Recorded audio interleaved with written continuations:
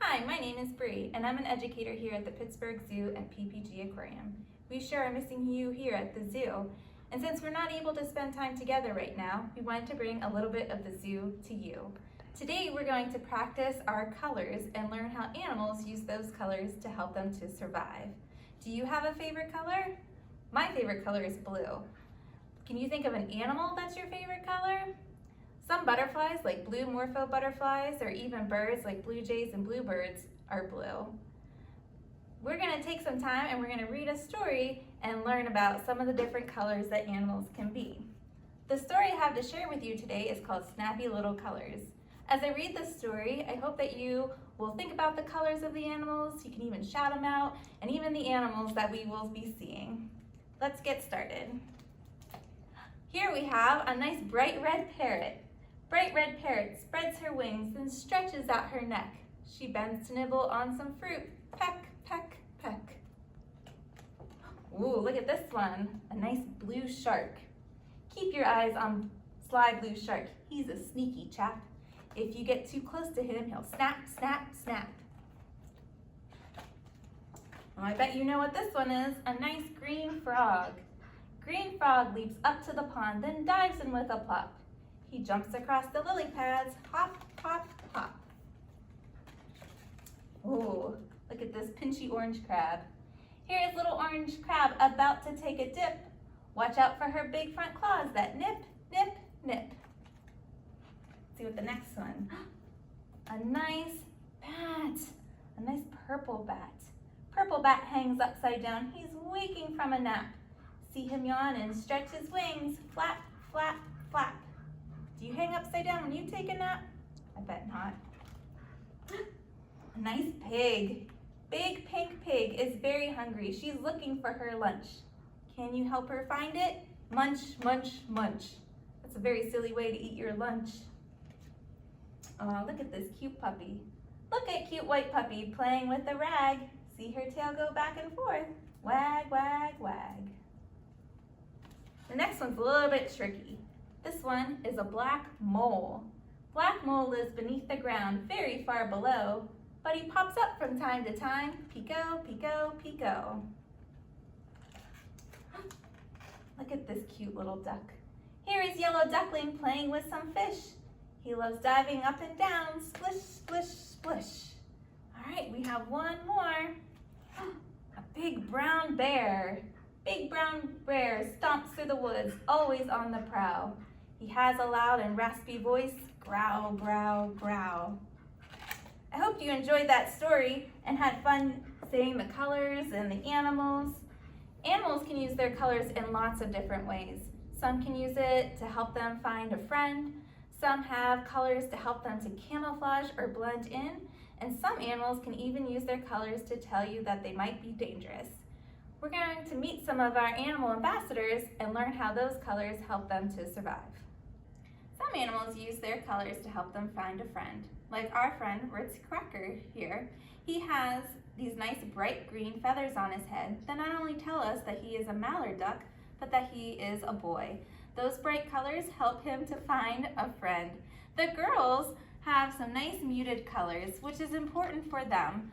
Their job is to sit on the nest and to keep those babies safe. So those brown colors will help them to blend in, whereas the boys, their job really is to stand out. Now, Ritz here has lots of special things to help him. You can see he has nice webbed feet that helps him to paddle through the water, and he has wonderful feathers. He even likes to put an oil on those feathers to help them to be waterproof, so he can swim no matter what the temperature. When he is swimming in the water, he will be paddling around, maybe looking for some different foods. He loves to eat bugs, fish, and even some plants in the wild. Here at the zoo, he gets a very healthy diet mixed with fruits and vegetables, along with special duck food, and of course some bugs, which are like treats for him. They're some of his favorite. You can see he loves just to kind of wander around. Here at the zoo, he likes to follow us just like ducklings follow their mom. So we like to take him on little walks through the department as we're cleaning or just kind of getting him some exercise. And he also has a nice swimming pool here at the zoo that he likes to play in. We even give him toys occasionally, just like you might like to have some toys to play with. And he'll push them around with his beak and just have a good time. So we do love watching him grow. He's only about a year old. It didn't take him long to get those beautiful feathers in. So we knew pretty early on that he was a mallard and that he was going to be a boy. So we know Ritz uses his colors to help him to find a friend. Our next friend is going to use their colors in a different way. Now some animals use their color for camouflage or to blend in. This is Goober. She is a Solomon Island prehensile-tailed skink. I know that's quite a mouthful, but those nice green colors that she has are definitely very beneficial for her. She would spend her entire life up in the trees, really never needing to come down to the ground. So you can see if you're nice and green, you're definitely going to blend in with all the leaves around you. And you can tell her body is definitely built for a life in the trees. She has really long toes with some pretty sharp claws to help her to hold on. And like her name says, she has a prehensile tail.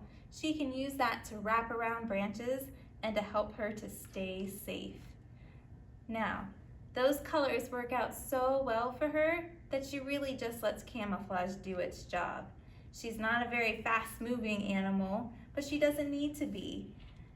She will find all the things that she likes to eat just all around her. She mostly eats leaves and fruit.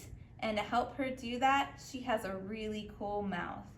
She has ears on the side of her head. They're just little holes, and her mouth extends almost all the way back to those ears. So when she does eat, she can open it really wide.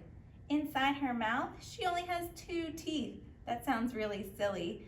We definitely have more than that, but that's what helps her to eat her food. They're kind of sharp like a knife. So she can bite into a chunk of leaf, kind of move her jaw back and forth and get off a piece that she likes, and then she swallows it whole. We definitely spoil her here at the zoo. When we feed her her nice big salad that she likes to eat, we cut up everything to make it easy. But she really wouldn't have any trouble doing that on her own. She gets all kinds of vegetables like lettuce and sweet potatoes and carrots, and then some fruit too, like strawberries and apples and grapes. All of those foods are really yummy for her. You can see too that she was sticking her tongue out a little bit. That's how she smells and tries to find the different things that she likes to eat. Now, Goober here is pretty old. She's about 24 years old, and she's definitely a favorite of ours here at the education department. She has lots of personality, and we really enjoy spending time with her. They just have lots of really unique qualities and special things to kind of help them. Our next friend that we're going to meet is going to use their colors in a much different way. Our next friend here is a milk snake, and her name is Leche. Now, milk snakes have some really bright colors on them. You can see she has some red, some black, and some yellow. And those bright colors help her in a special way. They actually are warning colors, but it's also a little bit of a trick. She's not a dangerous snake. She's not a venomous snake. I definitely wouldn't be brave enough to hold one. She is what we know as a constrictor, so she needs to squeeze her food before she eats it. But her trick is that she mimics the colors of a very dangerous snake known as a coral snake. The coral snake has the same colors, just in a different pattern. So their colors are red, yellow, and then black. And to help people remember the difference between the two, there's a little poem people will say, where red touches black is a friend to Jack, red touches yellow harms a fellow. Since they both inhabit the same areas, people that live there can use that to help them to stay safe. However, if you're an animal, maybe a monkey, you're not going to be saying the little poem. You're just going to see bright colors and know that it could be dangerous and that you should just stay away. So that is what she would be doing, just using those colors to help her to stay safe. Now, snakes have lots of really cool and special things about them. You can see she's starting to use those muscles to help her to move. She has muscles that run throughout her whole body. She can use that to help her to slither on the ground, to climb up in trees, and some snakes are even really good at swimming, doing all of that without having any arms or legs. The way the snake eats is one of the coolest things about them. They can open their mouths really wide, and when they do that, they can swallow their food whole. They use those teeth that they have just to help push what they're eating kind of down in, and then they have their meal. And snakes don't even need to eat that often, only about once a week. We hope you enjoyed meeting all of our animal friends today. Make sure to take some time and go outside and notice all the wonderful colors around you. Look at plants, trees, flowers, and of course animals. Talk about their colors and how they might use them to help them to survive in our backyards. Thanks for spending time with us today.